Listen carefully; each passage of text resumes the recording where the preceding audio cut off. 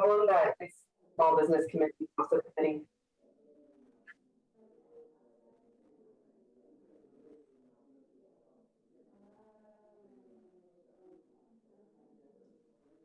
Good morning, Ms. Houlihan. Can we do a quick mic check? Test 1, 2, 3. Test 1, 2, 3. Thank you.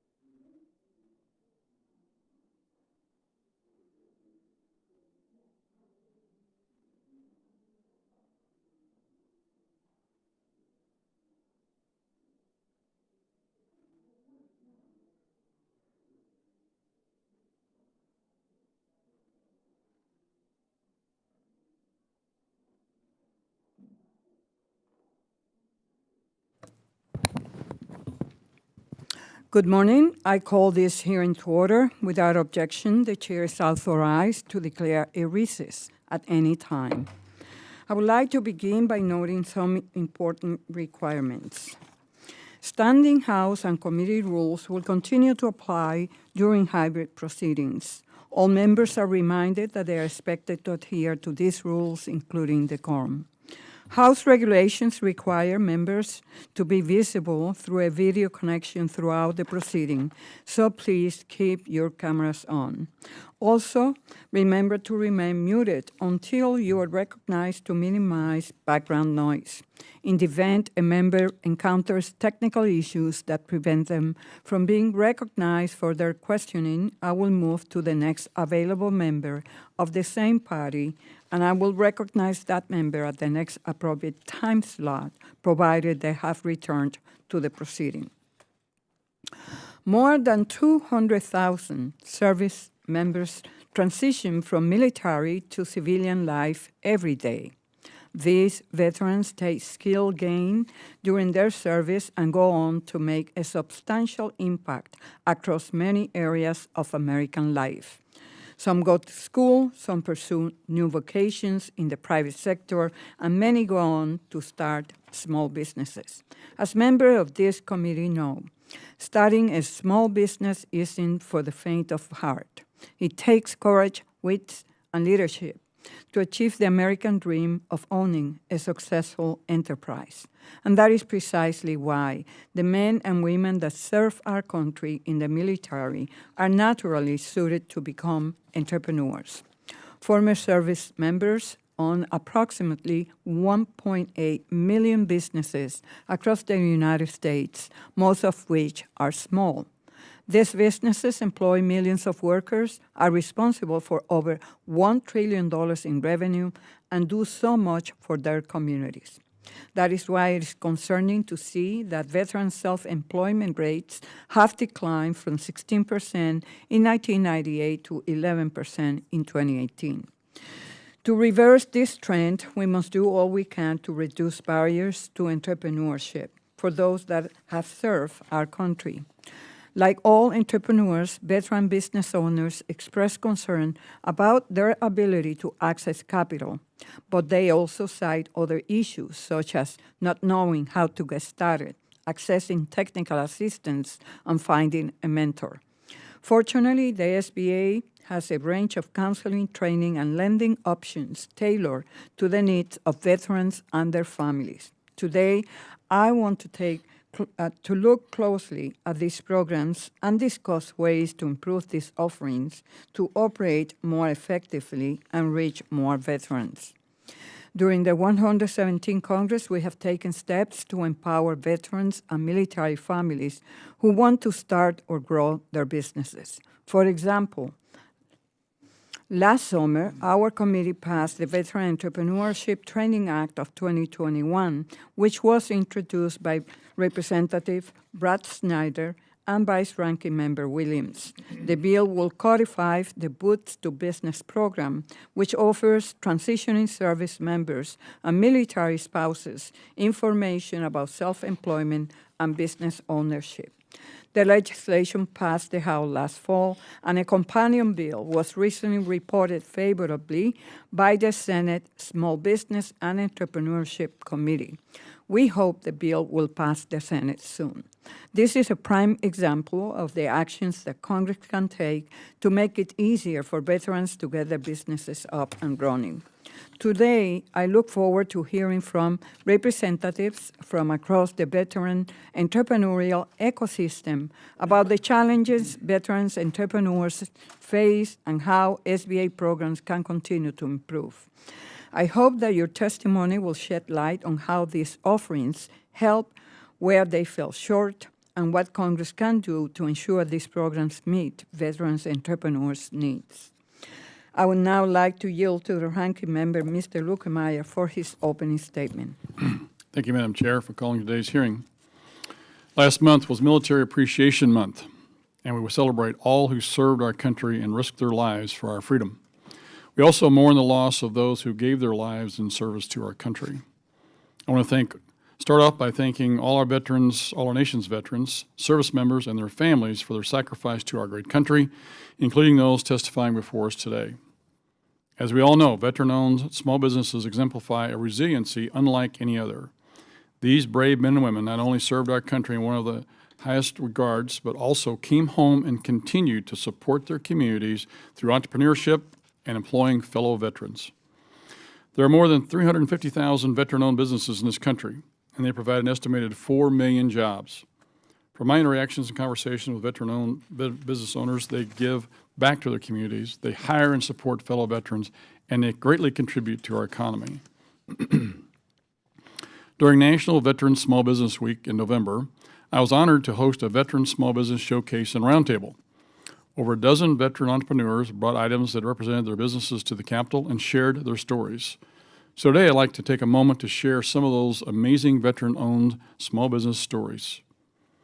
Four Brothers Mead, located in the great state of Missouri, is a veteran-owned and operated family company bringing people of all backgrounds and ethnicities together through Mead.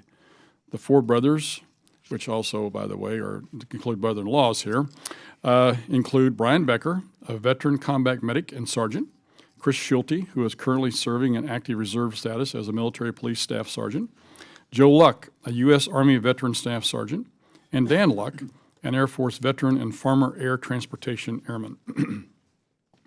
Valhalla's Forge LLC is a veteran and family-owned company that makes custom tables, flags, shields, plaques, and more with a focus on giving back to families of the fallen and retirees. After 20 deployments and 15 awards for his service, including a Bronze Star, retired Navy SEAL Chief Warrant Officer James Henstey is the CEO of this inspiring business. Social Kitchen was founded by Brigadier General retired John Michel, who served 26 years in the Air Force and led NATO's efforts to build the Afghan Air Force. He continues to serve others through his hospitality park, which features restaurants, bars, food trucks, and a dog park. He also supports other veteran entrepreneurs and created the first food truck entrepreneur program. I also like to recognize other veterans who attended the showcase and roundtable and shared their stories. Brian Bufka, United States Navy veteran and owner of First Place Printing. Christine Latinum, a veteran, Army veteran reservist and president of Maud Borup Incorporated. David Hadel, a veteran Marine Corps reservist and owner of Hadel's Bakery. Donald Miller, retired U.S. Navy veteran and assistant director of the Veterans Business Outreach Center in Norfolk, Virginia. Jerome Johnson, retired Army lieutenant colonel and a Dunkin' Donut Baskin-Robbins franchisee. Joseph Lindemar, U.S. Marine Corps veteran and CEO of California Closets Gulf Coast. Richard Cope, a U.S. Marine Corps combat officer veteran and CEO of KGM Technologies.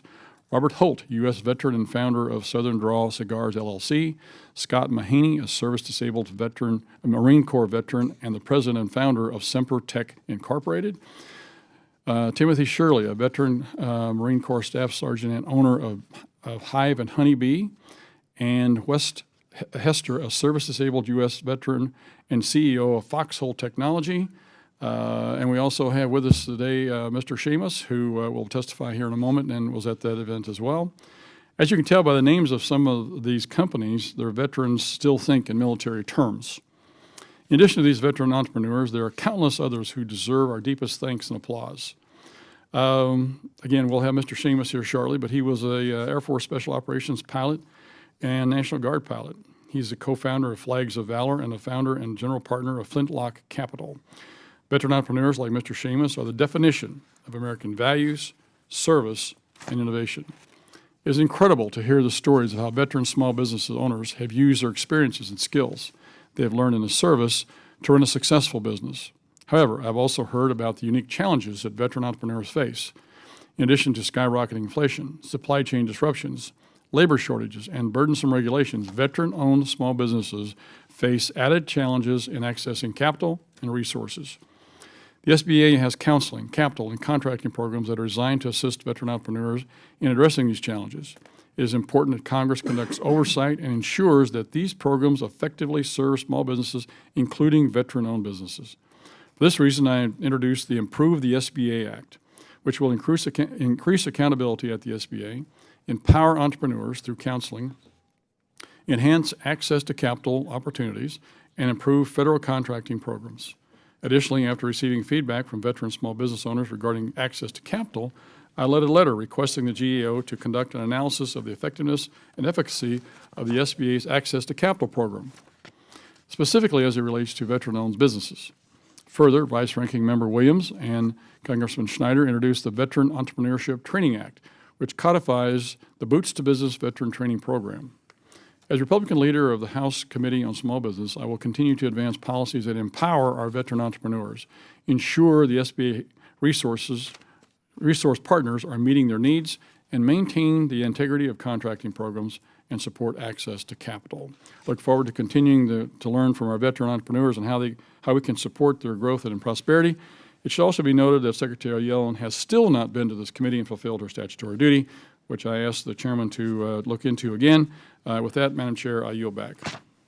Thank you, Mr. Lukemeyer. The gentleman yields back. I would like to take a moment to explain how this hearing will proceed. Each witness will have 5 minutes to provide a statement, and each committee member will have 5 minutes for questions. Please ensure that your microphone is on when you begin speaking and that you return to mute when finished. With that, I would like to introduce our witnesses. Our first witness, Dr. Michael Haney. Dr. Hain is Syracuse University's Vice Chancellor for Strategic Initiatives and Innovation and also the Barnes Professor of Entrepreneurship. Dr. Hain serves 14 years as an officer in the United States Air Force, and in 2011, he founded Syracuse University's Institute for Veterans and Military Families, the nation's first interdisciplinary institute created to inform and advance the policy, economic, and wellness concern of the America's veterans and families. Welcome, sir. Our second witness is Mr. Brenton Peacock. Mr. Peacock is the Director and Business Analyst for the Veterans Business Outreach Center, VBOC, serving the state of Florida. Mr. Peacock was awarded Regional Certified Business Analyst of the Year in 2009 and again in 2012, then Regional Consultant of the Year in 2014. A successful entrepreneur himself, Mr. Peacock's work experience includes 14 years in business counseling and teaching. Welcome. Our third witness is Ms. Laurie Sales. She is the President and CEO of Civility Management Solutions and a Marine Corps veteran. After serving 10 years in the Marine Corps, Ms. Sales founded Civility Management Solutions in 2012 to optimize the performance and productivity levels of customers. Civility Management Solution is an SBA certified 8A. VA verifies service disabled veteran, economically disadvantaged women, and women-owned small business. Welcome back, Ms. Sales. I will now yield to Ranking Member Mr. Lukemeyer to introduce our final witness. Thank you, Madam Chair. I'm honored to introduce our witness, Mr. Joe Sheamus, an American entrepreneur and hero. Mr. Sheamus began his military service as a cadet at the United States Air Force Academy and served 11 years as an Air Force Special Operations pilot and 7 years as an Air National Guard pilot. During his service, flew an impressive 168 combat missions and was one of the first pilots to stand up operations in East Africa against al-Qaeda to fight the war on terror. In addition to his notable military service, Mr. Sheamus has been an entrepreneur since he started his first business at age 15. In 2015, he co-founded Flags of Valor with U.S. Army paratrooper veteran Brian Stewart's. Flags of Valor is the example of the American dream. They started out as a 2-person garage operation and have transformed into a successful, American-made, veteran-owned manufacturing small business known across the country for their craftsmanship. To fulfill their commitment to give back, Flags of Valor reports that they have created more than 70 veteran jobs and raised $1.7 million for veterans and first responder charities. Mr. Sheamus is also the founder and general partner of Flintlock Capital, an investment management company with a focus on investing in veteran-led companies. I first had the privilege of meeting Mr. Sheamus during National Veterans Small Business Week when I hosted a Veteran Small Business Showcase and Roundtable. He's a true patriot and a champion of American small business and manufacturing. Mr. Sheamus, we are glad to have you back on Capitol Hill before the full committee. Your extensive experience and passion for empowering veteran entrepreneurs will benefit this conversation immensely. Again, thank you for your service. Thank you for joining us today. Also like to thank our other witnesses for their service, and thank you for being here with us as well. Madam Chair, with that, I yield back. Thank you. And thank you all for being here. I would like to begin with recognizing Dr. Haney for 5 minutes. Chairwoman, Ranking Member, members of the committee, thank you so much for the opportunity to be here and share my experiences relative to the military-connected business ownership community.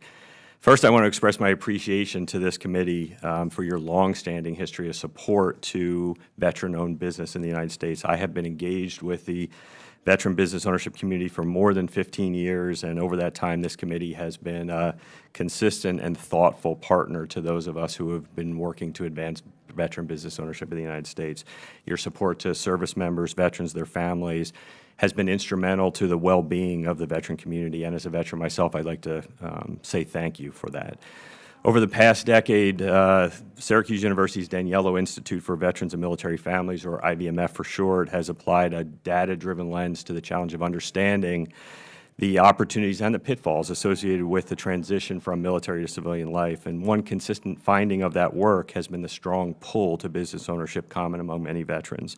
This is not something new. Over the past 75 years, veterans have been over-indexed to business ownership in the United States relative to other segments of American society. For that reason alone, public and private sector champions should continue to collaborate on pathways appropriate to realize the potential inherent in empowering veterans to serve this nation yet again, now as America's next great generation of business owners and leaders. In fact, that potential will be on display Friday night right here at an event in Washington, D.C., when the Institute for Veterans and Military Families, in partnership with the team at Inc. and the Inc. 5000, will announce and honor the 2022 Vet 100, the 100 fastest growing veteran-owned businesses in America. This year's Vet 100 includes changemakers like Venus Quates. Venus is an Air Force veteran who founded her firm Launch Tech in 2016 to provide technology and mission support solutions to customers in the space and healthcare and financial services sectors. Venus participated in the IVMF's Veteran Women Igniting the Spirit of Entrepreneurship program back in 2018, and after that, her business took off. On Friday, Venus will be recognized by Inc. and the IVMF as the #3 fastest growing veteran-owned business in America, and as one of the 10 fastest growing women-owned businesses, veteran or not, in all of the United States. We'll also recognize United States Marine Corps veteran Chris Dambach and his business, Universal Standard. Chris separated from the Marine Corps in 2010 and launched a small residential lawn care business with some used lawnmowers and a truck he borrowed from his brother-in-law. In 2012, an SBA advisor recommended that Chris participate in the IVMF's Entrepreneurship Bootcamp for Veterans with Disabilities program. And in quoting Chris, that program changed my approach to running and growing my business. After that experience, Chris expanded to hardscaping and then janitorial services, then to construction. And like Venus, today, Marine Corps veteran Chris Dambach is the founder and owner of one of America's fastest growing privately held firms. I share these stories only to make the point that working together, we have a collective opportunity to transform the same leadership and ingenuity that served our military so well on the battlefield into an engine of new venture creation in America. And that opportunity is strong and compelling. Certainly, and in part due to the good work of this committee, the resources and supportive services enabling a transition pathway for service members to business ownership, both across the public and private sector, are vastly, vastly improved relative to what they were a decade ago. That said, we know from the community we serve that there's more work to do. Each year, our institute conducts a national study, national survey of military affiliated entrepreneurs. This is the largest primary data collection of military business owners outside the federal government in America. And our intent is to, again, better understand the barriers, economic, social, cultural barriers to business ownership for those who have served in the military. We just released the 2022 version of that study, and I just want to highlight one thing that came from that study, many things, and that relates to women veterans and female military spouses. Today, women are pursuing military service at an unprecedented rate, and their service often equips them with unique skills and abilities that are aligned with the civilian labor market. However, too often, our women veterans have face unique challenges bridging those skills to traditional employment. If there's an upside to that troubling story, it is that many of them turn at very high rates to business ownership. Small business ownership enables military-connected women to pursue professional opportunities and careers in the face of some of those barriers. Consequently, collective action to create inclusive pathways to business ownership for military-connected women should be a national priority. If we do this, all Americans will benefit. With that, I will end my formal remarks. Thank you, Dr. Haney. And now we recognize Mr. Peacock for 5 minutes. Good morning. Thank you for having me today. Thanks for your support of veteran-owned small businesses. The Florida Veterans Business Outreach Center is one of 22 Veterans Business Outreach Centers, or VBOCs, serving the United States. Each VBOC is assigned geographic territory. Our territory is Florida. We are hosted by Gulf Coast State College in Panama City, Florida, home to Tyndall Air Force Base and Naval Support Activity, Panama City. We report to the North Florida SBA office in Jacksonville and the South Florida SBA district office in Miami, Florida. We provide business consulting services to active duty military members, veterans of all eras, and all branches of the U.S. military, including National Guard and reservists, U.S. Coast Guard members, military spouses, and widows of veterans who wish to start a business. The Florida VBOC is the initial VBOC established following a successful proposal to Public Law 10650, cited as the Veterans Entrepreneurship and Small Business Development Act of 1999. Our competencies include teaching small business classes, startup instruction, assisting first-time business owners as they transition or retire from military service, and assisting veterans and military spouses with processes of government contracting. We are currently in the last year of our 5-year program cycle before rebidding on the project for the next funding cycle. I will share with you statistics on Boost to Business classes, numbers of consulting sessions, and the number of clients we've assisted, as well as veteran business startups and accomplishments made by our veteran clients in winning government contracts. Boost to Business. There are 14 Florida military installations that participate in the Transition Assistance Program, TAP, with Boost to Business. The Boost to Business classes are managed by TAP personnel and the SBA Office of Economic Development Specialist Veteran Representative who coordinate the program for the North and South Florida District Office for scheduling. The Boost to Business classes are taught in each state on a quarterly basis or more often if the number of separating or retiring military members requires it. Since May of 2018, the Florida VBOC office has taught 165 Boost to Business classes and has instructed 909 Boost to Business modules to 3,200 separating or retiring military member spouses. Nathan Pollack is an Army veteran who completed the Boost to Business class. His plan was to open an upscale cigar lounge with his spouse. He worked at a cigar lounge after his separation to learn best practices before relocating to Newport Richey, Florida. The VBOC office assisted the nation with business plan research from IBIS World, business plan revision, assistance with applying for business licenses, and eventually assisting him with finding a lender and closing on an SBA loan to open Patriot Stogies LLC in March 2022. Nathan proudly served our country for over 20 years as an Army helicopter pilot. Nathan said, the VBOC was able to find me a lender who could support my business and then quickly got me a commitment letter. Additionally, the VBOC was able to set me up with a free consultation with an attorney to discuss zoning issues with my building site. I appreciate the advice and counsel I've received from the entire VBOC team with the assistance they provided me along the way. Startup counseling. We have provided over 13,000 counseling sessions to 11,000 veterans and military spouses during the current program. We assist in the creation of 498 businesses by assisting with feasibility study, helping develop business plans during the program period. Veterans and military spouses with our guidance have started businesses ranging from operated home inspection companies to retail candy stores and purchasing franchise. Jill Kegley is a U.S. Navy veteran. She reached out to the VBOC as a resource to help her weight loss business. The VBOC staff guided her with registering her LLC, providing information on becoming woman-owned small business certified, and provided a letter of recommendation to apply for funding. Jill is the founder of Flip Flop Diet, sustainable eating and scheduled cheating diet and weight loss maintenance plan. After separating from the military, she documented and tested Flip Flop Diet using proven strategies to help her families and lose weight. Now her plans are offered to the public. I am grateful for all the assistance and ongoing support I receive from VBOC. The VBOC has certainly contributed to the development of Flip Flop Diet and to my success in receiving initial seed funding to launch my business. I recommend their services to any veteran that is in business or thinking about starting one. Government contracting. The Florida VBOC has a unique strength in assisting veterans and military spouses by being competitive in government contracting at the federal, state, and local level, as well as bidding on subcontracts to prime contractors.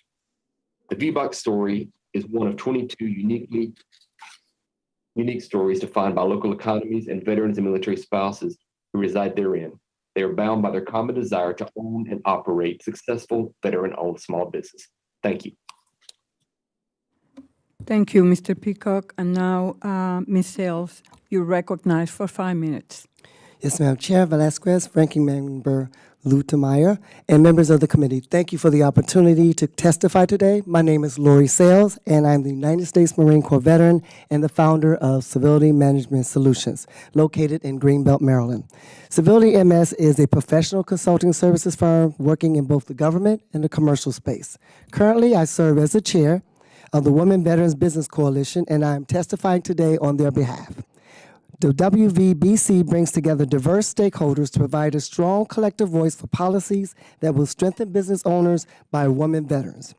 While federal actions are designed to be helpful to all veterans, women carry an important and respected voice on behalf of those who have served. Currently, 2 million women veterans live in the United States and comprise nearly 20% of serving military personnel and 10% of the total veteran population. As the number of women veterans serving in the military has increased, so has the number of women veterans who start businesses. Entrepreneurship has always been in my blood. Raised in the 1960s in a low-income household from Chicago, I've always known and learned the need to earn my own way. Starting a business has been extremely rewarding part of my life, and I attribute many of the business's success to the lessons I learned serving in the United States military. Once I was introduced to government contracting in my civilian career, I knew I had found my destiny in entrepreneurship as I saw it as the wealth transfer. There are numerous SBA resources that helped me along the way when I first considered starting my business. I sought out SCORE. My mentor, a retired general of the United States Army, gave me incredible guidance on the steps of developing my company. Navigating our federal contracting system can be difficult, and resources from my local PTEC focused on how I can successfully do business with the federal government. As a woman Marine, I know the importance of training. The Civility MS team has taken advantage of the SBA's 7J's training and found it valuable. However, I would encourage the SBA to consider having 2 tracks in 7J, one for businesses who are beginning phases and one for the program for advanced companies that are small to continue to thrive throughout their business cycle as the SCORE mentors offer us. One additional training program that has been crucial to the success of my business is the Veteran Institute for Procurement, VIP. I am thrilled to see the expansion of the program, especially at no cost to veterans. While I speak highly of many of the SBA programs, I also know that there are many veteran-owned businesses unable to access these resources because of their location. For example, I applaud the expansion of VBOX, which play an integral role in supporting veteran-owned small businesses throughout their entrepreneurial journey. However, I did not utilize VBOX because there was not one in Maryland, and I'm glad to say that our state will be adding one soon. One area of particular concern as a Black woman that is a service-disabled veteran is the fight to access capital. Women still receive only 4% of commercial dollars that are loaned. Like many small businesses, I initially tried working with the large banks, but like many, I gave up quickly. I sought out alternative lenders. I was fortunate to connect with an SBA 7A lender to obtain a small loan, and then later took advantage of the Paycheck Protection Program during the pandemic. While these funding streams have been helpful, government contractors face unique challenges. It would be helpful to the veteran business contracting community if SBA was able to come up with a line of credit methodology for companies that have federal customers. To address some of the particular challenges faced by women veterans, WVBC suggests the following recommendations. 1. First, increase incentives for prime contractors and the federal government to award more contracts to women veteran-owned small businesses. 2. Second, change the restrictive remarriage eligibility requirement for survivor benefit plan beneficiaries. And third, allow veterans to use the GI Bill benefits to start a business. All veterans, and particularly women veterans, are an important sector of our economy. By 2040, women veteran population is projected to grow to 18%. Our businesses face unique challenges that require unique support to grow and thrive. We applaud the SBA and this committee for continuing to support veteran business owners, and thank you for holding this important hearing, and I look forward to any questions. Thank you very much. Now we recognize Mr. Sheamus for 5 minutes. Welcome. Thank you, Chairwoman Velasquez, Ranking Member Lukemeyer, and the members of the committee.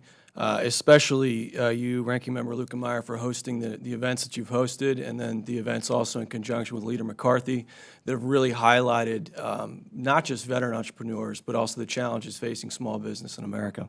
So thank you for that. As a founder and general partner at Flintlock Capital, in addition to my work owning and operating other businesses, I can tell you that I've gotten to sample a wide swath of what it is to be a business owner in America, from manufacturing to tech, to also empowering future entrepreneurs to grow the business of tomorrow. And looking at all the things that I get to witness today, the outlook is still positive, but it is a very challenging environment.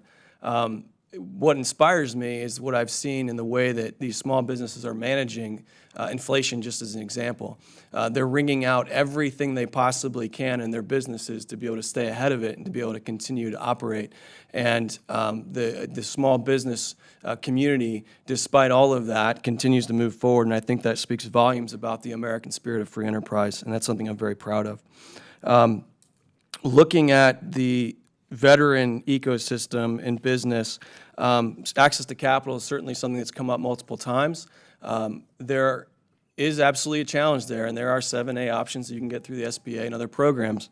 I worked with the last Congress with Representative Tulsi Gabbard's office on HR 4991, a bill specifically designed to address this issue and, to your point, create an opportunity to access capital through your post-9/11 GI Bill as an option.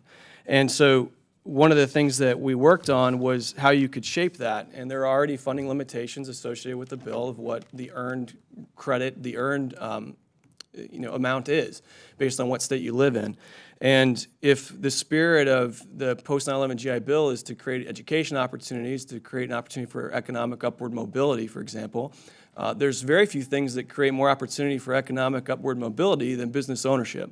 And so that's not just for the individual, that's the family, that's community, that's everybody that's involved in that. And so I would ask that this committee look at bringing that bill forward in a bipartisan way. I know that on her departure, it was handed to Representative Panetta's office in California, but to this day, it still hasn't moved forward. So to have that reintroduced, I think, would be fantastic for the small business community, especially the veteran small businesses. Additionally, I think you can hear today about all the resources that are out there, but what happens is there's a disconnect between those resources and the veteran that needs that information, whether it's access to capital or it's just, how do I do this? And the compliance alone, whether you're looking at it from a federal statute or a state statute level, I don't care if you're a one-man falafel stand or you have a 1,000-employee manufacturing company. Compliance is a lot, right? And so there's a lot of resources that can help entrepreneurs, especially veteran entrepreneurs, navigate that. But they're spread out across so many organizations and so many public-private partnerships that are doing good work, but they're all doing it in their own pockets. Syracuse University, for example, has become a great resource and one that I've looked to over the years. But that's because I knew about them and what they were doing. A lot of people don't. And so what I would ask is that you task the Government Accountability Office with doing a total review of the programs that are currently available, whether it's SBDCs, the Small Business Administration, SCORE, the VA, DARPA, the non-dilutive funding that's available for business startup that's absolutely outstanding for a lot of these businesses, public-private partnerships, and provide a report that is actionable for TAPS programs and other things, whether it's the VA or DOD, to be able to bring this to bear for the veteran community. The last thing I want to say is there's a bigger issue here, and it's not just related to small business ownership. And I think it's what I would regard as a little bit of a higher calling when it comes to supporting veteran entrepreneurs. And that is, we have a voluntary military, right? And so how does the military grow and how does it recruit? And one of the best ways it does that is by seeing people that have served and the impacts they make in their communities. So as the number of military service members as a percentage of society continues to go down, there's no better way to demonstrate their impact, both from a national level, national security level, but also inside their communities by seeing them start and run businesses, because they're employing their neighbors, they're a great example, and the values that made them successful in uniform, those same values transfer back to the community. And that's a win for everybody involved. Thank you. Thank you, Mr. Sheamus. And now I recognize myself for 5 minutes. Mr. Peacock, last November, the House passed H.R. 3469, the Veteran Entrepreneurship Training Act of 2021. The bill will codify the Boots to Business program for the next 5 years. Why should we codify the Boots to Business for our veterans and their spouses as they transition out of the military service? The Boots to Business program provides a good pathway to entrepreneurship by showing kind of a top of the waves introduction to owning and starting your own business. Oftentimes we think veterans maybe signed up, joined the military at age 18. Maybe you worked a part-time job bagging groceries, maybe delivering papers, but you certainly probably have not owned a business. And what the Boost to Business program does is it ties military service and things that were learned during military service to owning a small business and being the founder of your own veteran-owned company. It's a good resource. I think it helps that veteran, that military spouse, to be able to see what they've learned through their military service and apply that to business ownership and operations. And I think it should be required for anyone who's separating or retiring from military service, as well as the spouse, to attend a complete program to get a full understanding of what's available from the SBA. Thank you. Thank you. Thank you. Dr. Haney, prior to the pandemic, veteran entrepreneurship had been declining. However, in a recent hearing, SBA Administrator Guzman testified that there have been 9.1 million new business applications since the beginning of 2020. What trend have you seen since the beginning of the pandemic with regard to veteran entrepreneurship? So I think, you can look throughout history Thank you, sir. Throughout history, you can see trends in startup and entrepreneurship in general for all Americans that are aligned with economic conditions, also as a function of access to the traditional labor market. I think one of the things we saw with COVID pandemic was restricted access to the traditional labor market. As a consequence, again, for all Americans, business ownership and self-employment became a path to a career and an income and stability in the family. You will see, and all the way back to World War II, you can align trends in business ownership specifically for veterans, but for other segments of society that maybe are shut out sometimes of the normal traditional economic model up and down over time. It is the case that throughout that 75-year period, veterans have been over-indexed. There was a study done by the federal government 7 years after World War II. 54% of the 12.5 million veterans that returned from World War II, 54% within 7 years had launched a small business in this country. So I think it is absolutely the case that this community will continue to be pulled to and drawn to small business ownership. Thank you. Ms. Sales, you have utilized many of the SBA resources throughout your entrepreneurship journey. What are the benefits of SBA's entrepreneurial ecosystem, and where can improvements be made to better meet the needs of veterans entrepreneurs? Thank you for the question. Well, I would say that having more offerings throughout the country, because there are certain areas where people are denied that ability. Now, thanks to the world of technology now, there is more potential of getting some training and things of that nature, but being able to access that without any cost is also a major thing, because you're starting a business, so your cost is low, of course, and to be able to go get the training necessary and be taught. And as a veteran, one thing that makes us the greatest in the world, right, as military, is because of training, ma'am. Right. So we understand the ability to get it. We just need to have access. And Dr. Haney, SBA announced this year that nonprofit entities are eligible to provide boots to business courses at military installation outside the continental U.S. Can you speak to the importance of providing boots to business training to military service members and their spouses where they are stationed, no matter the geographic location? I can. I particularly have a bias here, I will admit right up front. I wrote the original Boots to Business curriculum when it was first proposed. Very passionate about that pathway. I think pure and simple, just because you happen to be a service member who is transitioning from serving this country in uniform to civilian life stationed overseas, you should not have a different set of opportunities afforded to you because of that fact. You can look at, for example, we're flying training teams to U.S. Navy ships at sea to conduct boots to business training because those sailors, many of them, when their ship comes into port, their contracts have expired and they're on the way out the door. It's the same, it's the same for those overseas locations. My time has expired. Thank you so much. Now I yield to Mr. Lukemire for 5 minutes. Thank you, Madam Chair. Mr. Sheamus, in your testimony, you challenge us to, and I quote, "do no harm and avoid policies that may erode the resilience of the entrepreneur," end quote. I appreciate that challenge. Do you believe increasing taxes or adding more regulations would cause harm to the American entrepreneur? Without a doubt, it would cause harm to the American entrepreneur. I made slight mention to this in my introduction about just how difficult compliance is.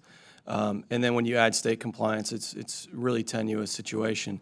Additional taxes erode the incentives for small business ownership in the first place.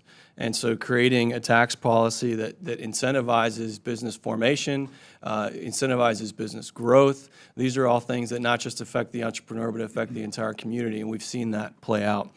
So I would absolutely agree with that statement. Can you make that more personal? How has this affected your business itself? Well, as an example, when operating Flags of Valor, when the tax policy changed during the last administration, we were able to use some of the additional tax benefit we had or additional income that we had to invest in our equipment. And so that single thing allowed us to go from being a largely handheld tool operator to being able to use truly high-tech laser and CNC equipment in a full commercial suite that was offset by the benefits we received. And now today, fast forward, that same organization is now employing a whole new team in technical manufacturing, right? So what does that mean for the employee? Well, now they're getting higher level skills that are transferable through additional industries, and it's allowing us to produce more things here in the United States that's very unique, right? I mean, made in America still matters. And so anything that we can do to support that, I think, is going to be beneficial to our communities. Your comment was that they provided you with income. They allowed you to keep your income is what that tax cut did. You got to keep the money that was yours that you made and be able to reinvest it. I thank you for that comment. You made mention of the jobs that you've created. Can you tell me how you structure your hiring process to attract veterans just specifically, or I assume you attract a lot of other folks, but I'm sure you're trying to go after veterans in particular. We do. We certainly have and continue to. But what is really unique about the veteran community compared to many others is there are certain bonds that are created in military service. There's an esprit de corps that exists that makes veterans want to be around other veterans. And so veteran entrepreneurship means veteran jobs. Veteran jobs isn't quite the problem it was 10 years ago, 15 years ago when we were in the heat of the post 9/11 conflicts. Nonetheless, we still want to create opportunity for those men and women in uniform as they depart. And so the culture that exists inside a veteran-run company is something that's very difficult to replicate outside a veteran-run company. And it's a natural attractant for veterans that want to continue to be a part of that culture while changing their life and serving outside the uniform. Ms. Sales, you mentioned that there are 2 million women vets. This morning I spoke to the Women's Small Business Coalition, I guess it is, and all the ladies in there were very vociferous in some of their concerns, but it was great to be speaking with them. But there's a whole new subset when you're talking about women veterans. And can you talk do they have some unique issues that we need to be concerned about, or being a veteran is being a veteran?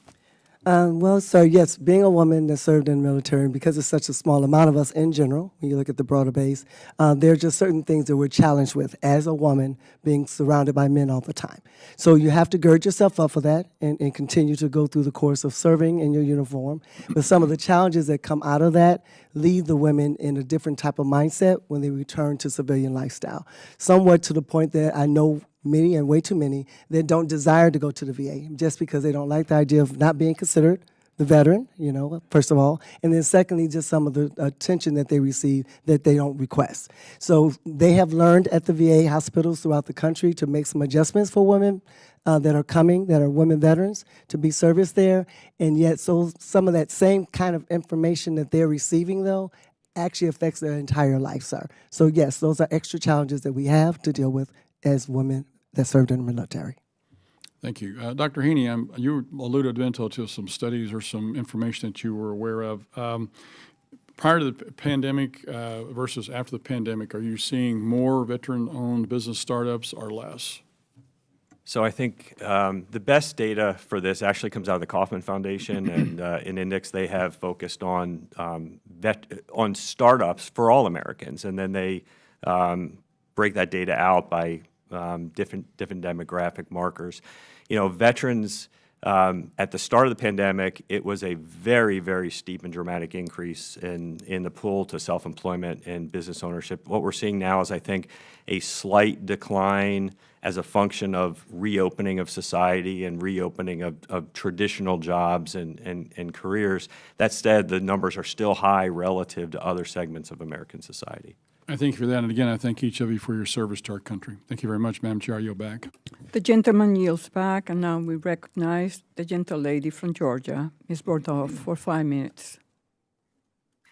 Thank you, Chairwoman Velasquez, for holding today's hearing. For the American servicemen and women, the transition to civilian life can be difficult, especially so if they struggle to find their purpose upon return. One estimate is that 53% of veterans don't know what career they want to pursue when they transition back to becoming civilians. Because of this, one of the community projects that I have secured funding for is an organization called Hire Heroes in my district, and it would dedicate $720,000 to help veterans find gainful employment.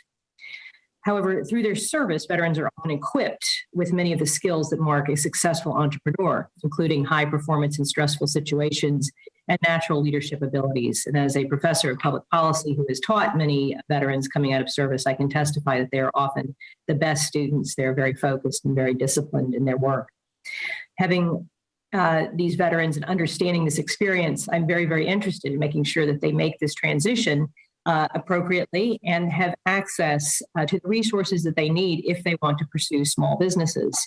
So this leads me to my question. One of the things I've also found is that as I have met with small businesses around my community, they often don't know all of the resources that are available to them. And some of that came up in some of the testimony. So starting with Dr. Haney, we have all sorts of great resources available to people, VBOCs, SBDCs, WBCs, SCORE, among many others. These are sources of free, low-cost counseling and training for small businesses. How do we go about doing better outreach to letting small businesses, and particularly these veteran-owned small businesses, know what resources are available to them? Thank you very much for the question. And I think, as my fellow panelists alluded to, I fully agree that the number one, matter of fact, the data supports the number one challenge that folks express getting out of the military is not off the top employment or healthcare, et cetera. It's actually navigating the resources available to them, and it's not just what's available, it's also what they're eligible for, what they apply or qualify for. There's so many qualifications and restrictions and limitations on what you can access as a function of, combat veteran or not, post 9/11 veteran or not. I think, we have to do, and why I think a hearing like this is so important, is we have to elevate the conversation related to veteran business ownership in this country in a way where those who are in a position to serve or serving now this community become networked and what I would describe as akin to a healthcare network, and that we sort of manage the coordination and the navigation of veteran-owned businesses through this network of resources that starts at the local community level, extends, at the state level, and then to federal resources, primarily from the SBA. This is follow-up to that. I'm curious about Syracuse University's Institute and sort of who you have partnered with in the community. I know you have a community navigator pilot program, something very important to my community as well, very diverse community, a lot of immigrant small businesses, as well as minority veteran businesses. And one of the things I've been encouraging the SBDC and other small business serving institutions to do is to partner with unique community partners to get the word out. I was just curious about these kinds of partnerships and what you might have built in Syracuse. Yeah, yes, ma'am. The partnerships are key to everything we do. And matter of fact, the nonprofit that you mentioned, Hire Heroes, in your district is one of our partners. A program unrelated to veteran business ownership, but that we run called Onward Opportunity, which is a credentialing and certification program for those leaving military service. Our employment partner in that effort is your local nonprofit, Hire Heroes. That's great to hear. I think that's about all the questions. And just actually want to raise one more thing that's an interesting partnership that I've come across, which is the Centers for Medicaid and Medicare Services, which does a lot of advertising around the exchange, which is health insurance. And that is also often very important health insurance for small businesses. I've been talking with them about doing better outreach through organizations like our community navigators, our SBDC, some of these different small business organizations, so that we could get out word about how people can purchase insurance on the exchange. And I found a lot of small businesses needed that help as I talked with them. And so just one of many efforts to try to put together creative partnerships to serve. Thank you so much. I yield back the balance of my time. The gentlelady yields back, and now we recognize the vice-ranking member of the committee, Mr. Williams from Texas, for 5 minutes. Thank you, Madam Chairwoman, and Ranking Member Lukemeyer, and all the witnesses today. I think it's fantastic that you're here, and our country cannot thank our veterans enough for their extraordinary courage, patriotism, and sacrifice. And I have the honor of representing Fort Hood in Texas, the great place. And when we hire veterans, employers do not need to teach them about discipline or work ethic. Veterans just need to be provided with an opportunity, and they will succeed. And I've been in business 51 years, small business owner. And one of the neat stories I have is in Texas, we had severe flooding last year, and I went by to thank the National Guard for being first on the scene. And I was shaking hands of some of our members, and I come to one young man, and I shook his hand, and I thanked him. And he looked at me and says, "Congressman, my family is starving." He says, I have 3 children and we can't eat. I said, "What do you do?" He says, "Well, I work on Humvees." And said, "Can you fix them on the fly?" He says, "I can." Well, as it would be, I'm an automobile dealer, I own car dealerships. So I said, "Do you think you can if you can fix a Humvee on the fly, can you fix a Dodge pickup on a lift?" And he said he could, and we hired him, and he started out, very little training we needed. We started out at $12 per flat rate hour, and he got up to $35 per flat rate hour and started his own business.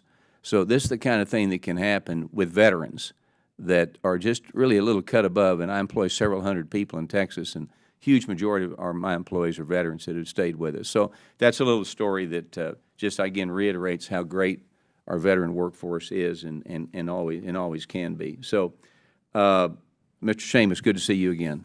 Thanks for your story. In your testimony, you stated that more government involvement tends to lead to more compliance and more spending. However, Democrats continue to push for massive tax cuts. That's all they talk about. Let's raise taxes, and they push for increased government regulations, which will harm Main Street businesses. They do, and American families. I see it every single day in my business. The federal government should not be overwhelming veteran entrepreneurs with excessive red tape. So can you, and you've touched on it, but this is important because this is what we talk about, and this is what the debate is, but can you elaborate on what higher taxes and more regulation burdens will impact your ability to plan as a small business owner, because you're coming out of the greatest tax cuts we've ever had, which created a lot of jobs, and now you're having to play defense on possible tax increases and more government involvement. So how does that affect how you plan for the future?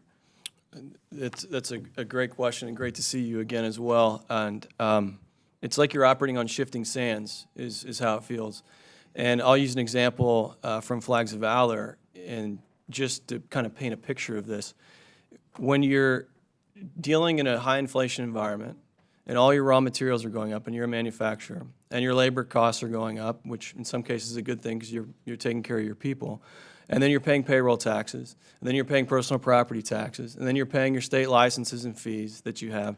You're taking that $1 of income and you're carving big chunks out of it, almost like with a sledgehammer. You're carving that dollar up. By the time that dollar gets down to being a bottom line dollar in profit, you've lost so much of the power of that dollar that you earned from the very beginning. And now take that as the business owner, and that same, whatever's left, you're paying your federal taxes, you're paying your state income taxes, you're paying your personal property taxes. It goes on and on. By the time it's all done, you're looking at less than 50 cents on the dollar of profit. And inside the business, you're looking at maybe a 10% bottom line margin if you're lucky. And right now, I can tell you small businesses aren't getting 10% bottom lines. And so you're just eroding all the incentive in the system for you to continue to grow and hire. Well, tax cuts do work, and they need to be made permanent, and we're going to be fighting for that. And then you have Mr. Inflation running around, which takes cost of goods sold so sky high. So it's real problems. It's a great privilege, as I said, to work for Fort Hood and our veterans. And our veterans made great sacrifice to protect and defend this country. And it's our responsibility to ensure that they're equipped and pursue their business goals once the transition into civilian life. And earlier this year, Congress did pass the Veteran Entrepreneurship Training Act, which helped codifies the Boots to Business program. And they also, I think we must assist in providing opportunities to build a career at a time and at this time and significant changes in these brave individual lives. So real quick, can you tell us the major hurdles veterans face while trying to break into the private sector and start their own business? The challenge to say, I'm going to be a business person. What's the biggest challenge? I'll be as fast as I can. When you take that oath of office, and I did it on my 18th birthday, it isn't just that you're going to risk for your country. You basically put everything else off for that entire period of time. So there's no preparation, whereas most people in the private sector, they're working in a company, they're getting exposure to an industry, they're learning the industry so they can start a business. In the military, you don't have that. And so you need that exposure, you need that transition program like we're talking about, of bringing those resources together.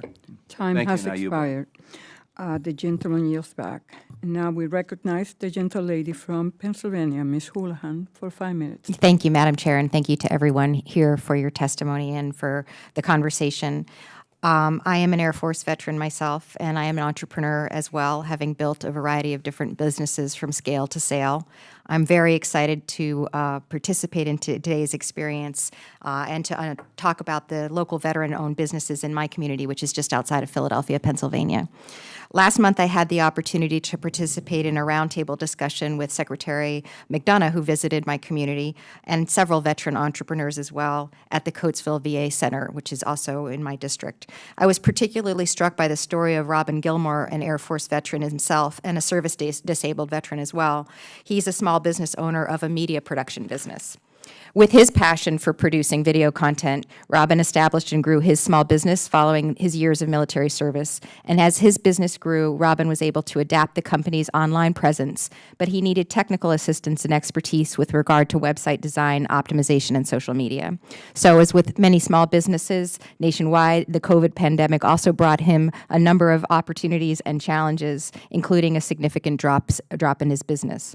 So Robin sought assistance and reached out to Kutztown University's Small Business Development Center, which helped him to revitalize his website, to attract customers, to build new clients, and to increase his appearance on all platforms. In short, with the help of the SBDC, Robin was able to take his business online and to the next level. So to this day, he continues to refer other local businesses and local owners to these valuable resources. Robin's story certainly demonstrates the effectiveness and importance of SBA's free and low-cost resource partners and entrepreneurial development resources, especially in times like these when a business owner may not have the tools or expertise in certain areas to pivot or to grow or to navigate through this complex environment. My question is for you, Dr. Haney. With Robin's story in mind, what more do you think that the Small Business Administration can do to increase awareness of the SBA resource partners and entrepreneurial development resources amongst particularly our veterans community? And then what else can we do here in Congress to be able to increase attention to these services? Well, thank you for the question. As someone born in Doylestown, Pennsylvania, I appreciate the first question coming from you to me. I think one of the things is we have to continue to focus on expanding the scope and scale of those services. The example you heard from Ms. Sales about the fact that there was not a VBOC in the state of Maryland until just recently is a good example of what I think is missed opportunity, and aligning those resources in a way where there's a look at sort of veteran population density. That's easily done and understood. But also, one of the things that we learned from COVID is that our use of technology expanded access to services to veterans that live in rural communities, veterans that live, so balancing that focus of hard physical infrastructure with an expanded opportunity to bring virtual services and resources to veterans in rural communities and other places where they can't access that physical infrastructure, I think will be important. That's a fascinating lesson learned from a really bad situation with COVID, is that I think all of us had to very rapidly become much more technologically adept and kind of comfortable using technologies, and that's something worth pursuing. With what remains of my time, my question is for Mr. Peacock. I'm also really interested in exploring how the SBA can increase assistance for not just women veterans, but also for female military spouses as well. I grew up in a military family. My mom was possibly the most talented of all of us and really struggled with her opportunity to grow and flourish as a small business owner and operator as we moved around. Would you be able to help us understand what are the needs for women veterans and female military spouses, and how can we help them in adapting their businesses? I think a greater emphasis on attending Boots to Business with their veteran partner would help. Every business is going to be a family-owned business. And maybe you've traveled around with your spouse all over the country, all over the world, and after 20-something years, that veteran is going to retire, and you kind of think that you're going to maybe buy an RV, see the 50 states, whatever, but he wants to open up a motorcycle repair shop in the garage. You've got to have a come-together meeting to make the business work. So if the veteran is starting a business or the spouse is starting a business, one of them is going to be the support personnel for the other. So having the spouses attend the Boots to Business program will be a great way to orient them to business ownership, for business that would support the veteran or for their own business as a spouse. I think that would be a great way to introduce them, get them tied in. My time has expired. I appreciate your time, everyone, and I yield back. Gentle lady yields back, and now we recognize the ranking member on the Subcommittee on Economic Growth, Tax, and Capital Access, Mr. Muser from Pennsylvania. Thank you very much, Madam Chairwoman, and thank you all. You're really a great group of witnesses, and thanks for being here, and certainly thank you for your service and for your entrepreneurialness and being job creators. Joe Sheamus, Mr. Sheamus, we met last November as well, so certainly very, very good to see you again. And I really appreciated what you had to say about entering into service, into the military, putting everything else on hold, and that's why it's so important once you come back into civilian life, having some support in transitioning for business. That just makes a tremendous amount of sense. So this hearing is important, and we want to learn as much as we can to improve such support services. So, Mr. Chairman, let me start with you as a veteran entrepreneur. What do you find what has been most helpful resource for veterans for the transition? Which department, which set of resources has been, in your view, most helpful to you and maybe most helpful to other veteran entrepreneurs that you speak with? I would imagine it would be true for everyone on this panel, but it's been mentors or network. It's been the people. And so having access to people, the resources in terms of access to capital or just general information is really important too. But having someone that you can actually talk to is probably the single most important thing. Interesting. And is there a formal network, or is it? Well, most people end up building it themselves, but there are programs like SCORE, as Ms. Sales mentioned. Right. There are programs out there. Yeah. It's the communication. It's not that the resource is absent per se. It's that it's misunderstood or it's not properly communicated to the need the person that needs it. Okay, so that could probably be improved, at the level of outreach and access to information, access to capital on a scale of 1 to 10. How much of a challenge is that? Statistically, it's listed as number one, and I would agree with that for most people. I think that if you're pursuing a 7A and they're going to collateralize everything that you have, at being SBA backed, it helps, but these people, most people don't have much, so you're going to collateralize everything you have, and then you can get your SBA 7A. Having access to capital through something like HR 4991, the veteran acceleration, right? So getting your post 9/11 GI Bill benefit used towards business ownership, I mean, that would be a rocket ship. That would be absolute, explosive capital for a lot of small businesses. Okay, well, we'll definitely look to pursue that.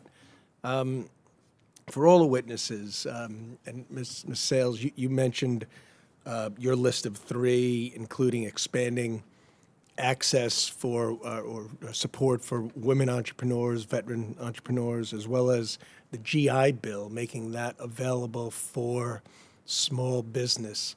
Do you have a suggestion in that regard? Yes, sir. Since we have earned those funds to come to us, it would be awesome. But for example, I was an entrepreneur before I joined the Marine Corps. So when I got out, I was not so much focused on the college degree. And nowadays, let's be honest, many are staying 25, 30 years. So they have their master's degree when they get out. So what are they going after with a GI Bill now at 40 years of age? But being able to take those funds and now distribute them between starting a business with capital, as well as using some of those funds for a place like Syracuse, for example, to be able to get the education that they need. Because as much as we get great leadership skills and resilience and tenacity, we're never taught how to negotiate. So it's things like that that are simple for a lot of people that are civilians that, as a military person, that we need to be educated on, and some real core training would be ideal. All right, great. And I know, Dr. Haney, you brought that up as well, more support services for women entrepreneurs. So I'm glad to hear that. Just on more of the aggregate issues facing small businesses, veteran and non-veteran, dealing with the high cost of gasoline, dealing with the rise of inflation, dealing with the prospect of higher taxes, all of that, supply chain disruptions. I talk with small businesses. I was a small business person for over 20 years as well. It's very, very challenging in general. Does anybody just want to comment on some of the challenges you spoke about? We spoke about taxes a bit, and Mr. Sheamus, you spoke about your level of margin, right? 2 or 3 percentage points makes a big difference. I mean, that in cases is 30 to 40%. If you're working off of 8% net income, right? I mean, 3 or 4% goes right from the bottom line. Yes, it will wipe out certain small businesses entirely, because they are reluctant to pass the increased cost onto the consumer. And especially if you're in a consumer discretionary industry, the last thing you want to do is raise your price. And so you wait as long as you can, and then finally you have to. And if you're struggling that much, the consumer's probably also struggling because of all the same things you just mentioned. And it will lead to destruction of a lot of small businesses. Thank you all very much, and very much thank you for your service. I yield back, Madam Chair. Gentleman yields back. And now we recognize the gentlelady from Kansas, Ms. Davis, Chairwoman, Subcommittee on Economic Growth, Tax, and Capital Access, for 5 minutes. Thank you. Thank you, Chairwoman Velasquez, and thank you to both you and to our ranking member for holding this very important hearing today. The transition from military service to civilian life can be challenging in many ways for veterans and their families. And then especially when it comes to finding a new career path. And we've heard that over and over again today. It's actually one of the reasons why in the last Congress I introduced the SERVE Act, which was a bipartisan effort that passed the House to support entrepreneurship endeavors for veterans and also reservists. And this bill would require the SBA to develop a plan for outreach and promotion of the variety of programs available to veterans, reservists, and their spouses. It also requires a report on the ability of our veteran small business owners to access credit, which is one of the bigger challenges for any entrepreneur starting and maintaining a business. The 2021 National Survey of Military Affiliated Entrepreneurs found that 49% of the respondents to that survey had a difficult time acquiring initial capital to start their businesses, and that 41% continued to find financing to be a challenge. And I'd love, Dr. Haney, for you to explain or tell us why might veterans and military affiliated entrepreneurs have such a difficult time accessing capital? So it's a great question. It's a very complex question to answer because there are many factors that play into it. I think some of my fellow panelists have addressed some of this. This idea of putting everything on hold when you raise your hand and volunteer for service. That means that you're not building. While in my service, I was an Air Force acquisition contracting officer. When I would look at who I was going to award a contract to, the first thing I would look at is past performance and past history. Without past performance, past history, it becomes difficult then. It's a catch-22. You can't build that history, build that experience until you get that work. And so I think part of it is you're starting from scratch to answer the question. I think part of it is you also, and this is why I think it's so important, the work this committee does and related for supportive services and resources. Starting a business is not the same thing as transitioning to a traditional job, where if you don't like that job, you quit that job and find a different one. Because of what small business ownership is, and particularly as it relates to capital, often it's your own capital, the resources that you have and that you're collateralizing, if you will, to make this business work. You have to have the supportive services and resources like Boots to Business and other programs available to those service members such that they're prepared for this experience to the extent to which that is possible. So I think all of that plays into, some of these challenges, but not even the tip of the iceberg in terms of the whole story. Yeah, thank you. And then Ms. Sales, I'd love to hear you kind of follow up maybe on some of the challenges that you faced when accessing capital as a entrepreneur, but also there's another piece to this, which I kind of talked about earlier with the SERVE Act, is whether or not, I'm curious whether or not you were aware of the programs like Boots to Business or the entrepreneurial development programs. Like, how early were you aware of those? And maybe what do you think we can do better on that? I'm glad I don't look my age, but actually, when I got out, TAPS didn't exist and Boost to Business did not exist. I had to go to the newspaper and find a job. Today, you have the access to the internet, and that's very much so a great way of educating all of us on getting information, but it's still such a lack of information that's shared within the veteran community as a whole. And so when it comes to those programs, I found myself learning about them once I became diligent about becoming a veteran entrepreneur in government contracting. Then the door swung open with the SBA Score Mentor telling me about everything. But when it comes to capital, ma'am, to address that, even if you have a decent credit score, and I got the being a minority, I got the being a woman, and then I'm also a service disabled veteran. I hit all three of those categories. And it's not that you may not be able to get lending, but it's the amount of money they're going to charge me to obtain it. So the profit margin, as he did so well in breaking down how you take that dollar and the different chunks that come out of it. And so there's just a lot of lenders that are taking advantage of the fact of you being a new business, and they come up with all these wonderful alternative ways to give you money. But it's just that you pay a very, very high price for them. Thank you. And I think a lot of folks recognize that debt service can sometimes be a huge barrier to growing and maintaining your business as you look at your capital spend. All right. Well, thank you all so much. I appreciate your service to our country and, of course, the entrepreneurial spirit that you're showing up with. Thank you all. I yield back. Time has expired. And now we recognize the gentleman from New York, Mr. Garbarino, for 5 minutes. Thank you, Chairwoman. Thank you to the ranking member for holding this hearing. I first want to start with Mr. Joseph Sheamus. your testimony mentions multiple resources for veteran entrepreneurs. As a member of the veteran entrepreneur community, can you share with us what you believe is the most helpful resource for veterans looking to transition from service to starting a business?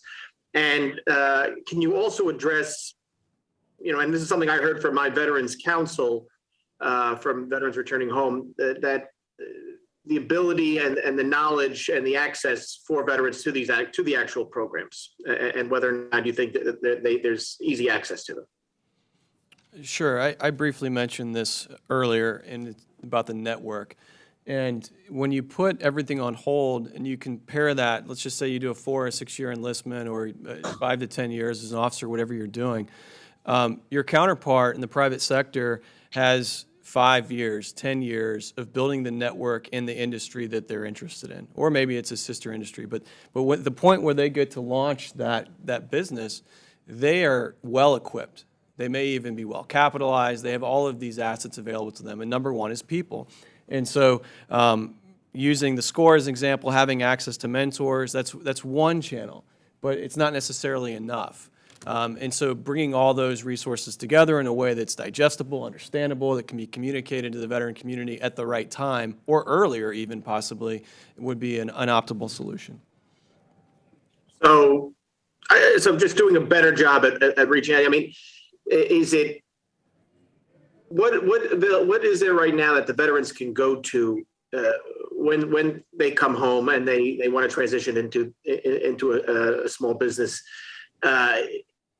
Do they go to their local small business development center? I mean, do they go to their local SBA region director? I mean, are there programs? Does the SBA reach out through the VAs, or not through the VA or through the American Legions or the VFW posts? Is any of those options out there, and do you think that would work? Well, what you're describing is exactly the problem. Is that there are all of these pieces of information held by specific entities, and they're all essentially good things, but the inability to get all of that in one place that's usable by the entrepreneur is the problem. There's a ton of resources. It's not about necessarily creating additional resources. It's about synthesizing them in a way that's digestible and understandable that the veteran can have access to them.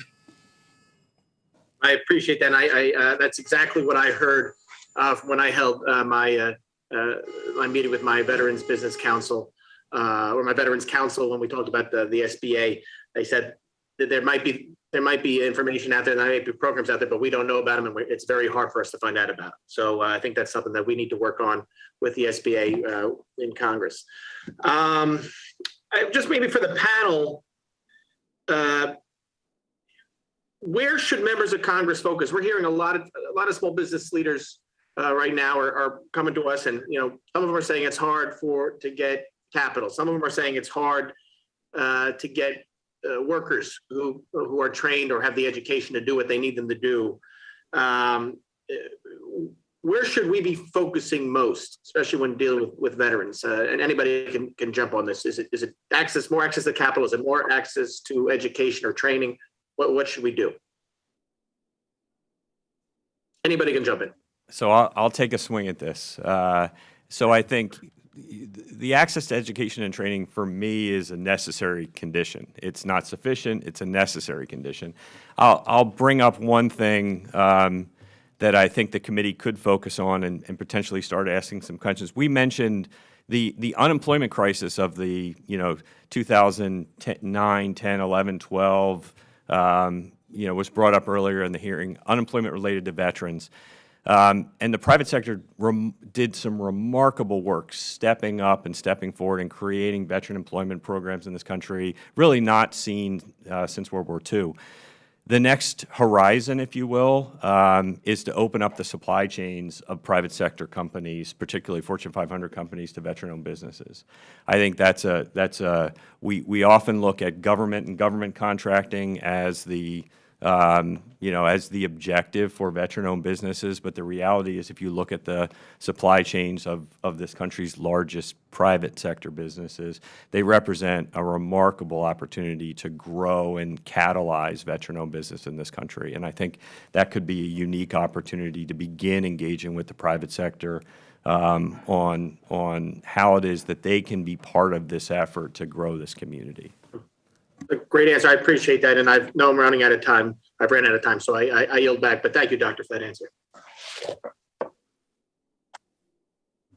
The gentleman yields back, and now we recognize the gentleman from Colorado, Mr. Crow, Chairman of the Subcommittee on Innovation, Entrepreneurship, and Workforce Development. Thank you, Chairwoman. For Ms. Sales, just wanted to get a sense for you. I'm a fellow veteran as well, and just wanted to get a sense for you as to how we can better prepare our servicemen and women while they're still in uniform for that next step in their career. So for so long, and I know Mr. Sheamus probably shares this view too, the military says, well, our job is not to train people when they leave the service. But, not every private becomes a general, right? This is not our system. And we send people back out, and we should set them up for success. So how can the military better do that? I know the United Association has this Veterans and Piping program where it's an 18-week program to train them to have skills when they come out. Are there any other examples or ideas that you might have? The only thing I will definitely address would be knowing the more recent veterans, and they talk about the TAPS program. But in the end, it added no value to them. Many of them do not feel like they really received anything that helped them with the transition, because the transition is very broad. It's just basic communications. When do you stop saying I'm going to the head? So there's a lot of things that are part of that transition that are very, very real to the veteran community. So I would really go for the fact of lengthening the amount of time of the TAPS program, because if they've made a decision to get out, then offering them the opportunity to assist them in that transition would be hugely beneficial with just the basics of even communication. That's a great point. And I'm an infantry officer, so we called it a latrine, not a head, but I get your point. Mr. Sheamus, fellow Afghan veteran, you're in the capital business, right? Private equity or hedge fund? Is that how? Venture. Yeah, so venture capital. So you invest in businesses to help promote them. Is that accurate? That's correct. Okay. So so the businesses that you invest in, so you don't hire the employees directly. You're not hiring machinists directly, right? Other people are doing that. I have done that, but not now. Yeah, not now. And you're not shipping product. It's the other companies that are doing Correct. that, right? And you're not manufacturing things. It's the businesses that you're investing in that do that, right? So do they use roads? Yes or no? Absolutely. Yeah. Do they use bridges? Sure. Yeah. Do they use broadband? Absolutely. Do they have to hire people out of apprenticeship programs? Yes. How are those things paid for?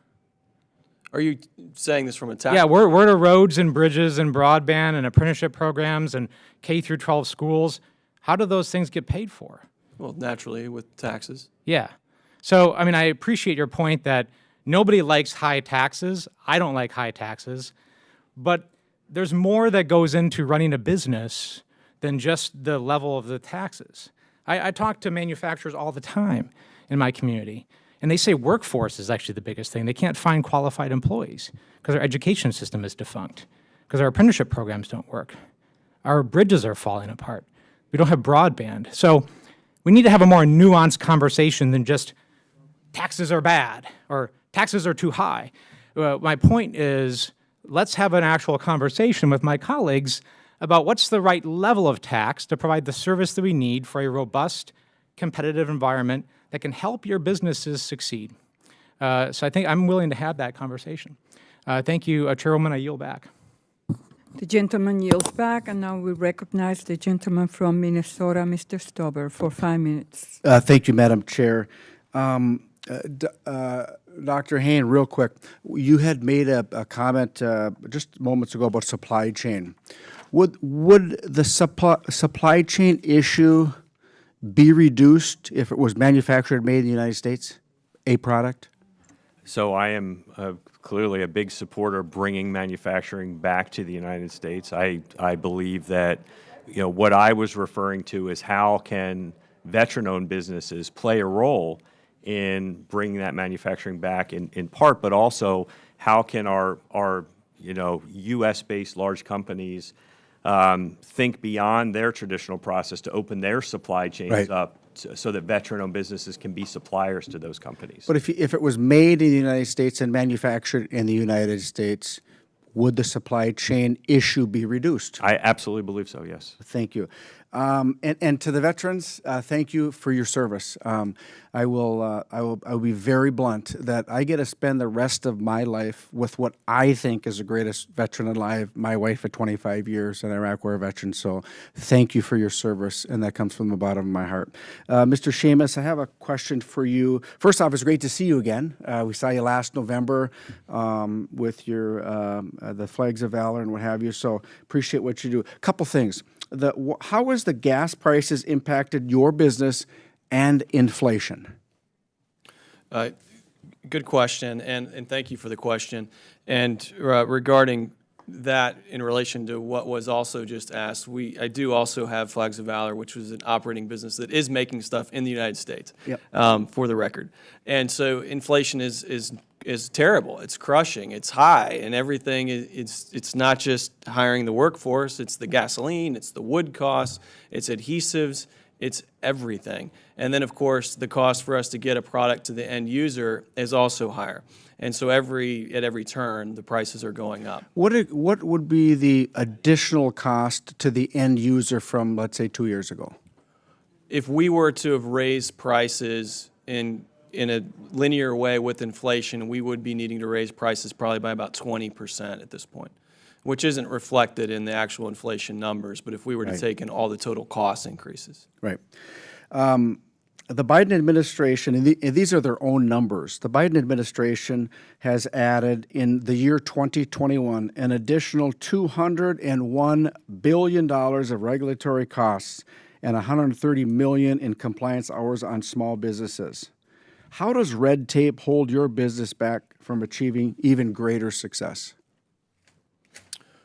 Well, it's time, and this was a big issue during in early stages of the COVID pandemic, was the amount of compliance that went into the Paycheck Protection Program, for instance. Some people took advantage of that, unfortunately, but for the people that were trying to do it the right way, it improved over time, but it was very confusing. And so if you're talking about just filing your monthly sales and use tax, to filing your 941s for payroll, to even just following local code, if you're a restaurant or whatever you are, it's a tremendous amount of time. And to the entrepreneur, they have both financial capital and they have time capital. And those both have a value associated with them. Right. And so when you're sucking that much time capital out of their ability to do their job, it's a huge cost. So with the regulatory costs and the burdens put on small businesses across this country, would you say that you would be best keeping that money in your own pocket to invest in your employees and technology and capital? Without question, because it's also related to risk. And so if your incentives continue to go down, your appetite for risk will also go down proportionally, or maybe even more so. And so to invest the extra dollar in your company, it becomes less and less certain, and therefore less and less likely. I think as a small business owner of 31 years myself, certainty is what we need. Certainty. And I think that's important. Again, thanks all of you for your testimony. And as the veterans you are, thank you again for your service from the bottom of my heart. And I yield back, Madam Chair. The gentleman yields back. Now we recognize the gentleman from New Jersey, Mr. Kim, for 5 minutes. Thank you. Thank you, Madam Chair, for recognizing me. Thank you for the panel here to talk through this important issue. We've certainly been very focused in New Jersey on what we can do for our veterans there. And as someone who's on this small business committee, this has been a big part of what we focused on. Now, one angle that we tried to go at this from is, we were looking at this Infrastructure Investment and Jobs Act, signed into law, all these different opportunities that are going to be available to build up across our country. I introduced some bipartisan legislation called the Build Veterans Business Act, which would set a 3% veteran-owned small business contracting goal for federal transportation projects, including construction, manufacturing, and professional services like architecture and engineering. This falls under the Department of Transportation, not SBA, but I wanted to ask this panel here, what can SBA and other federal partners do better to support veteran-owned businesses that want to compete for federal contracts? I feel like this is an opportunity that we haven't been able to dive in as deep on, and wanted to get your perspective.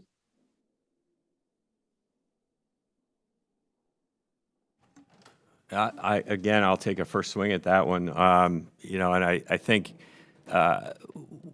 the set-aside incentives that exist already now at DOD and VA and at many state levels, I think those are important opportunity creators. I also know from my past experience as a DOD procurement official that one of the challenges is many small businesses and veteran-owned businesses as well face real barriers to, it's why for many years DOD never met its set-aside goal, because they couldn't find qualified, in their definition, qualified veteran-owned businesses to engage in procurement actions. The opportunity to get this right, you have to also engage prime contractors. You know, you have to extend those set-aside goals as an obligation to the large prime contractors and create an apprenticeship kind of relationship between small and growing ventures and those large prime contractors, so that it's so that there's an opportunity to sort of cultivate and nurture these small businesses as they begin to take on federal contracts. Because if not done well, you actually could do more harm to those small businesses than opportunity creating. That's my view. May I add something, please?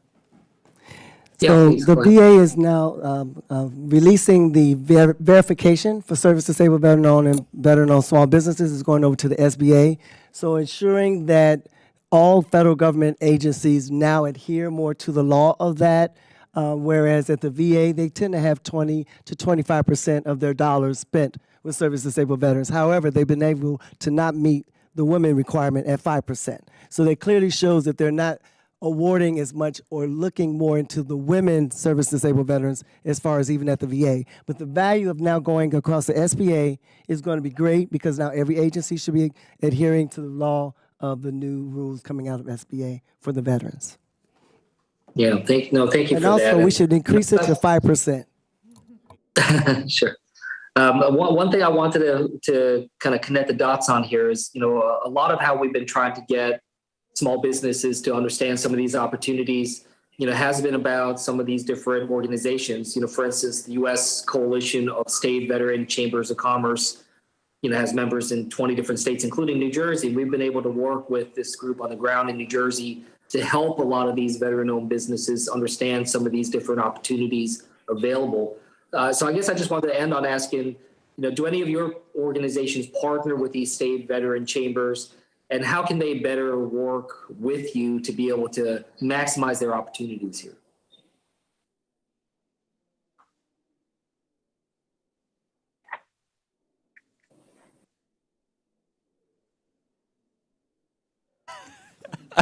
We're looking, so I think, sir, the short answer is yes. You know, as the saying goes, business is local. And, you know, one of the things that, you know, we are constantly advising veterans that go through our business ownership programs is to connect local, make connections with local chambers of commerce, state level chambers of commerce, particularly as it relates to entities that have been created around underserved communities, the Hispanic Chamber of Commerce, for example. So I think, you know, one of the themes that has come across, I think, this panel is the importance of networks. And we drive that home at every opportunity, and that the extent to which local networks can be cultivated is extremely important. Thank you. I'll yield back to the chair. The gentleman yields back, and now we recognize the gentleman from Wisconsin, Mr. Fitzgerald, for 5 minutes. Thank you very much for being here. I'm over here in the corner, if you can see me over here. I spent 27 years doing ADT and Army Reserves and National Guard, and retired as Lieutenant Colonel. And I think this kind of today is typical for the way things are oftentimes framed up, which is somebody enlists, they do their first 4 years, 6 years, whatever it might be, and then if they, for some reason, want to transition out of the military, they kind of figure out, okay, what am I going to do now? And can I find a job that's related to the MOS that I had during my time, I'll just say during my time in the Army. But what hasn't been discussed, which I had a ton of contact on over my years in both the Guard and Reserve, was that many of these active duty soldiers transition into the Guard or Reserve. And along with that, obviously, it's kind of the problem is right before you, and that is they also have a civilian job, right? So they're doing their 2 weeks of AT every year, and they're doing their regular drills. And during that period of time, a lot of people are either going to tech college, or some of them are in a 4-year institution, ultimately end up in ROTC or some other avenue. Has there been any study or any kind of 30,000-foot look on, it's like people solve this problem on a daily basis. What am I going to do in the civilian world? And they use the Guard and Reserve as a transition piece for them, sometimes because they don't want to leave the military. They love being in the military. Or, it's another way to supplement their income while they're out there doing something like this. So I'm not sure, Mr. Sheamus, do you want to, or if anybody that might have some experience with that Guard and Reserve piece, because I think it's kind of something right before us. And I don't know that it's really being explored or analyzed at all. No, that's a great question. I'd be happy to answer. I'd like to answer that one. Oops. Okay, go ahead. I had something I wanted to say, but please go ahead. So the Guard and Reserve, I think, is a great transition point. In fact, I've been in the Guard for 8 years and 11 years on active. And so I absolutely appreciate the opportunities that the National Guard, the Air National Guard in my case, present. And in some states, there are great partnerships that exist between the Guard and the private sector. So, for example, in the state of West Virginia, if you join the Guard, they will pay for you to go to college outside of your normal GI Bill benefits you may earn if you attend school in state. And then that creates opportunities for private companies to work with the Guard and the state to basically create a funnel, a hiring funnel, which is a really powerful thing if it's properly developed. And the other thing I would consider, and I've been a SkillBridge partner in various companies where we've created SkillBridge opportunities for military personnel in their last 6 months of service to come work inside the company. It's a great thing. And I don't know the answer to this if it's allowed to be used for entrepreneurship. And if it's not, that would be an interesting suggestion to possibly look at, where can you use a SkillBridge program for you to spend 6 months with a partner, with a mentor, working to develop your business, especially if you have built-in access to capital associated with that. Yeah, I mean, other than combat arms, I mean, there's so many other MOSs in the Army that it's a very direct and easy transition. I mean, if you're a mechanic in the Army, so there's a good chance you could open up your own garage in the civilian side and also be an active member of the Guard or Reserve. So, and I watched this happen. I mean, there were all kinds of members that did this on a regular basis. So, any other comments on that point? I can say that the EIDL loan, the Economic Injury Disaster Loan, was originally set up for Guard reservists who deploy. If they own a business and they're called out to deploy, they can get the EIDL loan as a bridge loan. It was used during the COVID because it was already existent. So if you have a business and you're called up to active duty, you can get an idle loan, which is like a bridge loan to cover you till the time you get back. Low interest rates, and it's a good program for those business owners who are in the Guard and Reserve. So that's something as far as access to capital that's available now. Thank you. Yeah, just in a couple of seconds I have left. The other thing is just, a lot of my experience was in training divisions or RTECs themselves. So oftentimes, the focus on that is how do you create an Army trainer, and then how does that trainer train troops? So there's this transition where it's really, you're creating a classroom environment. And it's another place, I think, where we kind of missed the boat in that all that experience is just kind of, as soon as a person leaves the military, it's just gone. And it's always been frustrating to me to kind of see people that are just very good at that, and suddenly they don't qualify kind of on the civilian side. It's another place I hope there's emphasis, and I hope there's a place where we can find a way of utilizing those skills, because it's unfortunate when they're just kind of gone overnight. So, but thank you for being here today. I yield back. The gentleman yields back. Now we recognize the gentleman from Louisiana, Mr. Carter, for 5 minutes. Madam Chair, thank you very much. And let me thank you all for your incredible service. We can never say thank you enough for the sacrifices that you make for our country. And the least we can do is to create a smooth and seamless path for you to enter into the world of entrepreneurism. I happen to be the proud husband of a wife who is a career general officer in the United States Army, with multiple tours of duty to Afghanistan and Iraq. So I know the pressure of a family left behind when their spouse goes to war or to service. So hats off to you. Ms. Sales, the issue that we hear often with veterans or small businesses, period, is access to capital. Obviously, you overcame that. Would you mind sharing how and what recommendations you would give to service members who are looking to perhaps enter the world of business?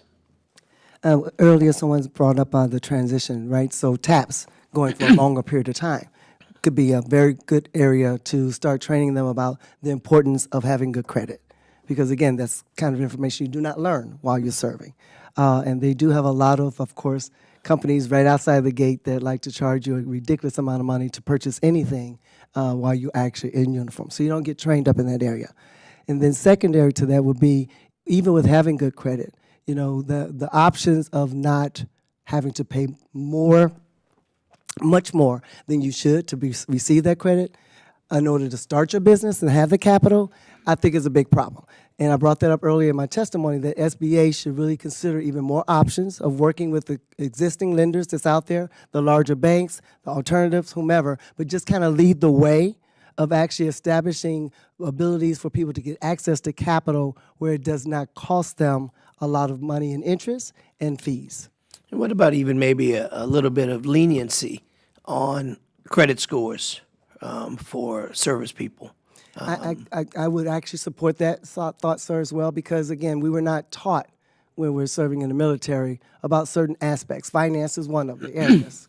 Or even the ability to manage affairs when perhaps going abroad or serving. Many times, as I think Mr. Sheamus indicated, did you indicate that you took your oath of office at 18?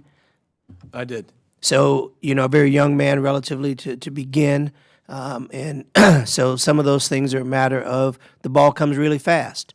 And again, in our effort to provide as much resource and as much leniency and as much appreciation for your incredible service, I think that's one of those things that we should look at through the various committees of the Congress. Thank you very much. And one question for Mr. Sheamus. The training you received through Boots to Business program obviously prepared you. Can you share a little bit more? And I was late, so if this has already been asked, I'll add a second part to that. Could you share a little bit about that experience and what advice would you give to young service people that are young or old, service people that are looking to access resources like Boots to Business or others? So I was not a consumer of the Boots to Business program, but I would encourage all of them to work within basically everything we're describing today to find these resources, and hopefully they'll be provided in a more seamless way to them in the future. And I would encourage them to also rely on their military training, because there's some very unique skills that come from military service. And I would tell them to absolutely not discount those as they embark on their entrepreneurial journey. So as my time winds down, I'll ask a silver bullet question. You're sitting here before this committee, and if each of you have one request that could be honored from this committee or any other committee of the U.S. Congress that would make your business experience smoother, more accessible, more profitable, what would that be? Access to capital, sir. Because as a woman that has a business in government contracting and as an 8A firm, I'm unable to just say I can take on any contract from the relationships I've built with know, like, and trust within the federal government. Because if I don't have the capital to support a good 2 months of paying those salaries to those individuals, I can be challenged with being successful with it. Okay. Mr. Sheamus? Make it easier on us from a compliance standpoint. Stop changing rules, allow us to operate and enjoy the benefits, but also struggle on our own to be entrepreneurs. Dr. Haney? Create the ecosystem. You know, back to the navigation challenge, how is it that we put in place and sustain a network of resources on behalf of veterans, such that when they make that transition, they understand what resources are available, not just initially, but at various stages of business venture creation and growth. My time has expired. Thank you all very much. Greatly appreciate it. The gentle lady from New York, Ms. Tenney, is recognized for 5 minutes. Thank you, Madam Chairman. I appreciate this. Thank you so much to you for coming here and giving us some insight. And obviously, thank you for your service. I get a lot of unsolicited advice from my son, who just left active duty in the Marines and is now a reserve officer, about just the transition period and how to help and mentor young service members. And you've all sort of touched on access to capital as being one of the biggest issues. And one of the things I see in the military and as a small business employer as well is just, and you touched on it a little bit, Mr. Sheamus, is the skill set that many don't understand that comes from being from military service. It's, the commitment to service, the ability to operate and complete tasks in sometimes a very stressful environment, the work ethic, obviously, task completion, ethics, and all those rules that go with being a good service member and to receive, the kind of step up, and also some creativity and ingenuity. And in talking about access to capital, though, I was going to maybe sort of go down the line. You talk about access to capital. One of the issues I have, and I come from a rural area, and Mr. Haney knows I'm just around the corner, but it's actually, even though Syracuse is big, and I love your orange, by the way. Oh, that's true. That's great. But we're all Syracuse fans, anyone that's in the vicinity. So, although I went to Colgate, so my brother and my nephew are Syracuse graduates, and we love all our upstate schools, and we all love our military. We have great military opportunities, but a lot of it is in rural areas. So when you talk about access to capital, the opportunity to create jobs and get the types of jobs. Not everyone in the military is going to do a high-tech job. How do we do jobs that are maybe more capital intensive in industry that would take a little more time to get up and running but would last longer? And so maybe I would say, is that something that you're seeing because of that skill set that people in the military would bring? How do we get that type of long-term investment in making things again, which would be great, as part of the Made in America, reshoring our jobs back here, and something our military would be so excellent at? How would we handle that? How can we make better laws to give you access to capital to make that happen? Thank you for the question. Can I take this one, please? Also, and you can all chime in, whoever order you want to do. Sure. One thing that's been not mentioned is the USDA. They are very strong supporters of rural businesses, any type of farm business. They've got guaranteed loan programs as well as the SBA. And I'm in a rural area as well, and they will do most any type of rural business, provide funding for that. So I wanted to mention the USDA as well as the SBA as another funding possibility to capitalize small rural-based businesses. Thank you. So I love the idea of creating jobs and businesses where you are. And I think that's very important, especially in rural communities in small town America. And so when you think about the landscape of small business, it's incredibly diverse. You have entrepreneurs that are sole proprietors that, buying that truck can be the business. That can be it, right? There are other businesses that can be started with $10,000. And so when I think of the post 9/11 GI Bill benefit, for example, being used as a capital tool for business ownership, you can do a lot with that amount of money for most of these businesses. And so, you're talking about, depending on the state you're in, that could be $80,000 over the course of 3 years. That's a tremendous amount of money to start, whether it's, something that's going to be an employer or something that you're going to be a sole proprietor and that can stay local to where you are. And so I think that would be one of the best tools, is that HR 4991 being brought back in a bipartisan way. And I just think investing from not just one source, but you're saying investing, whether it's a car loan. We've taken a lot of reindustrialization in our region, and it's interesting that a lot of these people tend to be former military or dairy farmers. I find that those are the most resourceful people I know. They get the job done. They know how to fix things. They don't complain. They work long hours, and that's why I just think this is just a gold mine to be able to access the skill set that you have all learned by being in the military, to be able to use that to industry and growing our regions again, especially in upstate New York. We have this beautiful area of the country, but we're not getting the capital we need, and we have people that have proven records, and I'd just love to be able to highlight that. And I don't know if Mr. Haney or Ms. Sales want to weigh in on that as well quickly. I could just add one more thing to that point. Yeah. You can buy a commercial laser for $20,000. With installation ready to run. So you could be a laser manufacturer in the United States for $20,000. getting started. I mean, that's incredible. See, I don't even know that because. Right. But that's incredible, right? And you can I'm do that low-tech. anywhere in the country. You can do that. That's fantastic. So. Anything else quickly before I run out of time? Thank you. Again, I can't thank you enough for what you do and your service and helping our veterans. It's really important. Thank you. Thank you. Well, thank you to our witnesses for testifying today and for your service on behalf of our country. Those that have served in our armed forces are often natural entrepreneurs, as has been discussed here. The skills they develop in the military, leadership, perseverance, resourcefulness, and discipline make them ideal business owners.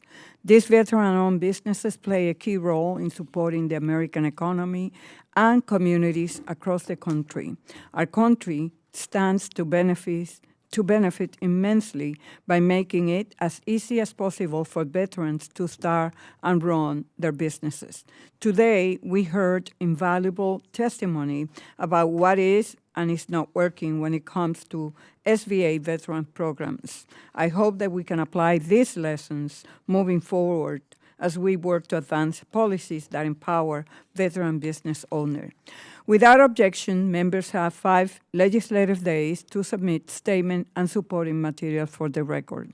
And if there's no further business to come before the committee, without objection, we are adjourned. Thank you. Thank you.